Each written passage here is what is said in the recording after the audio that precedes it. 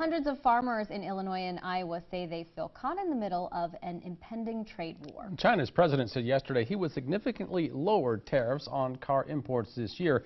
That's a step back from his promise to hike tariffs on other goods. All this in response to President Trump's threat to place up to $150 billion in tariffs on Chinese imports.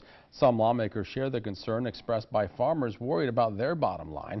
Local 4's Tahera Rahman sat down with Congressman Loebsack to discuss this issue in part 2 of tonight's special report. Iowa Representative Dave Loebsack says he agrees with the president when it comes to holding trading partners accountable. But the Democrat says the president didn't handle the situation properly, putting America's farmers and billions of dollars on the chopping block. I think the president acted rashly. I think the president acted very, very quickly without a lot of thought put into what the consequences of slapping these big tariffs, these steel and aluminum tariffs on all of these countries might be. I just think that in that administration, there are individuals there who are really hardliners on trade. And I'm not sure that they fully understand or appreciate the potential consequences for a rural state like Iowa when you slap these tariffs on steel or on aluminum. Don't get me wrong. I'm a firm believer that we have to hold our trading partners accountable.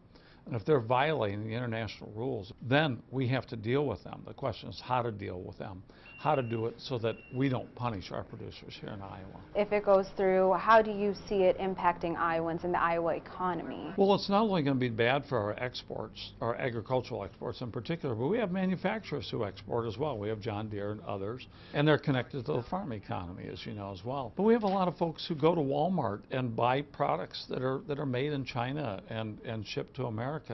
And the prices of those products are going to go up. And a lot of folks who shop in Walmarts and those kinds of stores are not making a lot of money, so it's going to hurt them in the pocketbook, there's no question. So then what's your message to those concerned farmers? Continue to put pressure on political leaders like me in Washington, D.C. Continue to put pressure on the Trump administration. They need to be hearing from these folks. Coming up at 10, we'll have the final part of my conversation with the congressman where he says he agrees with President Trump when it comes to fighting the opioid epidemic. In the studio, Tahera Rahman, Local 4 News.